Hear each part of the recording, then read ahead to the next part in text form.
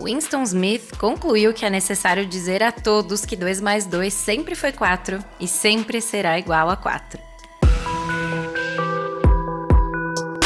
Este é a Visão Libertária, sua fonte de informações descentralizadas e distribuídas. A atemporalidade dos enredos de George Orwell, e em especial de 1984, é algo impressionante. Ao longo da história, vimos episódios se concretizarem que são compatíveis com os da obra. E parece que cada vez mais esse futuro distópico se aproxima. Para quem não teve essa noção, aqui vão alguns exemplos. As palavras são o principal meio de comunicação entre os seres humanos. Por meio do nosso vocabulário, somos capazes de exteriorizar nossos sentimentos e ideias. Um léxico amplo permite moldar com eficiência as mensagens a serem passadas conforme as emoções que o emissor deseja expor. Na história de Orwell, é criada a novilíngua, ou nova fala, que é uma nova forma de linguagem imposta pelo Estado, na qual o vocabulário é limitado de tempos em tempos. A cada período, mais palavras são retiradas do dicionário e assim as formas de expressão e de manifestação da população vão diminuindo. No conto, as pessoas perdem a chance de usar superlativos, de adjetivos e de advérbios, e isso passa a dificultar muito a comunicação verbal e proporciona um aprisionamento dos sentimentos de revolta interior. Em paralelo, aqui na nossa realidade, temos iniciativas como a linguagem de gênero neutro, que vem de uma intenção de alterar pronomes e substantivos de maneira forçada para não se referir ao masculino ou ao feminino. Isso ou qualquer variação na língua deve ocorrer de forma natural. Em vez de permitir uma inclusão gradativa de variações idiomáticas, algumas pessoas procuram incentivar o rechaço público ou mesmo clamar pelo peso da mão coercitiva do Estado sobre quem não aceitar. Além de ser algo inaceitável do ponto de vista ético, é ineficiente do ponto de vista utilitário, já que apenas gera aversão na população. Ainda que não haja leis determinando isso, a tentativa de trazer explicitamente algo como a nova fala para a vida real provavelmente seria rejeitada imediatamente por ser uma mudança não orgânica e que foi desenvolvida em função do coletivismo identitário. Mesmo assim, apesar de não ser diferente do enredo vislumbrado por Orwell, o exemplo do pronome e substantivo neutro é colocado como uma espécie de meio cultural da inclusão social e tratado por boa parte das pessoas como algo positivo para promover a harmonia. Um dos casos mais famosos dessa polêmica aconteceu no Canadá, quando o professor Jordan Peterson ficou popular na luta contra a imposição de legislações que tornassem o pronome neutro obrigatório. No livro 1984, o Estado incentiva amigos e parentes a denunciar à polícia as supostas infrações uns dos outros. Na União Soviética Stalinista, durante o período em que Orwell escreveu, os vizinhos também se deduravam uns aos outros para a KGB, que torturava e matava friamente. E, na atualidade brasileira, pequenos comerciantes e até pessoas que quiseram se reunir voluntariamente foram denunciados, muitas vezes por conhecidos próximos, que os acusaram de violar medidas de segurança sanitária. Como vimos em diversos vídeos, quando tentaram resistir, seja para tentar trabalhar e sustentar a família, ou apenas para caminhar sozinho na rua, foram violentamente agredidos e presos. Teve até porta de comércio travada com solda. Essa conjuntura solapou as iniciativas da livre associação e degradou as relações sociais que estavam saudáveis, pois os indivíduos passaram a viver com medo constante e deixaram então de confiar nas pessoas que estão à volta. Nessa obra de George Orwell, há a chamada Polícia do Pensamento. Ela tem o dever de censurar, prender e matar os opositores do governo.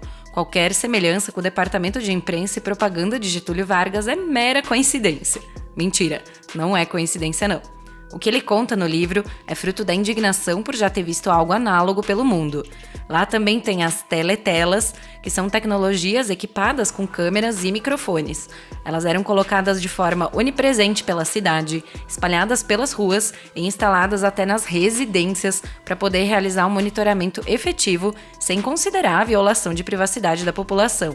Já na vida real, parte da população age como se estivesse hipnotizada e aceita a ideia de censura. As pessoas que apoiam iniciativas como as dos Sleeping Giants ou lei como o artigo 13 na União Europeia estão advogando conscientemente ou inconscientemente pelo fim da liberdade de expressão.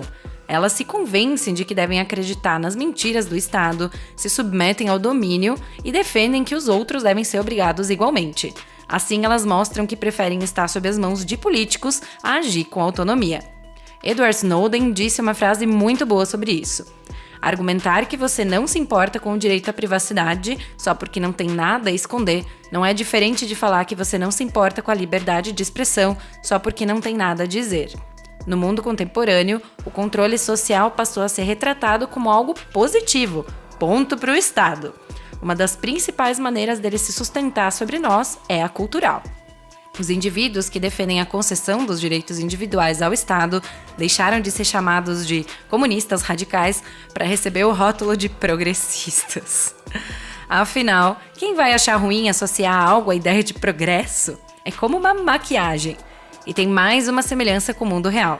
O protagonista, Winston Smith, trabalha no Ministério da Verdade. A função dele é alterar notícias e manipular fatos históricos para melhorar a popularidade do governo. Essa subversão de episódios da história é mais comum do que muitos pensam. Hoje a gente só não tem algo com esse nome nem instituído nos estamentos governamentais, mas as relações de simbiose da imprensa com o establishment cumprem essa função. Rothbard alertou sobre isso, até mencionando o termo em nome da ciência no livro Anatomia do Estado. O New Deal salvou os americanos da crise de 29. As crises são causadas pela ganância capitalista e pela superprodução. O socialismo não deu certo porque o verdadeiro socialismo nunca foi implantado. Inflação é necessária para o desenvolvimento econômico das nações. O controle de preços pelos jacobinos ajudou os camponeses. E blá, blá, blá. Essas são apenas algumas das mentiras que somos obrigados a aprender pela imprensa tradicional e desde cedo pelo sistema educacional. Aqui no Brasil, ficou famosa a frase do Pedro Malan: no Brasil, até o passado é incerto. Atualmente, as crianças são educadas para acreditar que os direitos são uma concessão dos políticos. A verdade é que todos os nossos direitos não foram dados. Eles são nossos porque nascemos com eles. Eles são direitos negativos, de não sermos proibidos de, ou obrigados a, algo que seja relacionado apenas a nós mesmos. Mas, ao redefinir isso, criando uma premissa de que os direitos foram dados, os governantes entendem que é correto poder tirá-los de nós. A maioria dos estudantes se forma sem entender que soluções de conflito sem o uso do Estado são sim possíveis e até muito mais efetivas.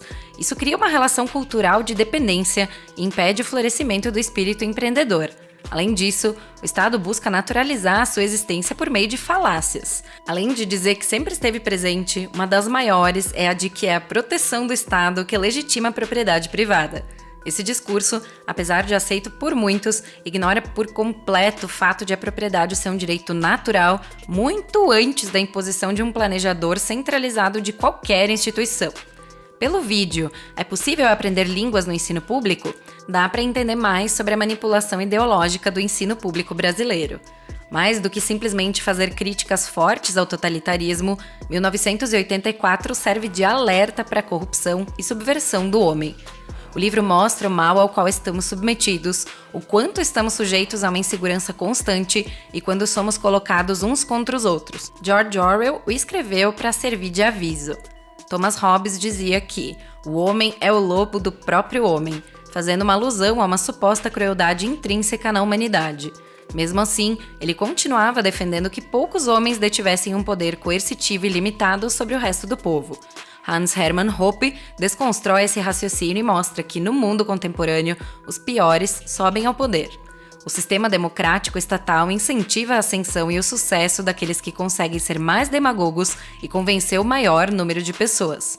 Friedrich von Hayek também explica isso, lembrando que as coisas mais comuns entre as pessoas são os conceitos e sentimentos mais primitivos. E é isso que os participantes das eleições governamentais mais apresentam. Para ter mais popularidade, falam sobre o que está presente no maior número de pessoas. Após enganar os súditos, que nada podem fazer por mais 4 anos, o político se esforça para sugar e gastar o máximo que conseguir durante o mandato. E, claro, emitir mais moeda e contrair dívidas que serão pagas pelas gerações futuras. São apenas 2 exemplos. Apesar de todo esse pessimismo, existe uma diferença fundamental. No livro 1984, o Estado detinha o monopólio da mídia. Na atualidade, nós temos meios de comunicação para trocar informação de forma descentralizada e distribuída. Esse fato faz com que os cidadãos busquem grupos condizentes com as suas visões de mundo e sejam expostos a uma variedade muito maior de ideologias. É um passo enorme rumo à autonomia e ao poder individual. A cada ano surgem mais iniciativas promissoras e quem está vendo a disruptura causada pelo Bitcoin, que é uma forma de promover soberania monetária ao indivíduo. Ele pode nos ajudar, seja por ideologia ou apenas pela melhoria que essa tecnologia proporciona a nos proteger do Estado, que é fadado à obsolescência. O aumento da produção e a evolução da sociedade são frutos do livre comércio, das trocas voluntárias e da inovação dos empreendedores. Por mais que a fisiologia parasitária dos estados aponte para uma expansão ilimitada da autoridade central, o processo de descentralização de poder é uma realidade.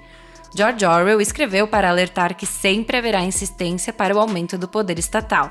É principalmente por isso que devemos estar atentos aos governos que querem usar esse livro como um manual. Obrigado por sua audiência. Esse artigo foi sugerido e escrito por McFly Libertário, revisado por Stanley Calderelli e narrado por Salander. Se você gostou desse vídeo, clique no ícone de curtir abaixo e compartilhe o vídeo em sua rede social. Se você deseja ser notificado de outros vídeos, clique em se inscrever e depois no ícone de campainha. Até a próxima!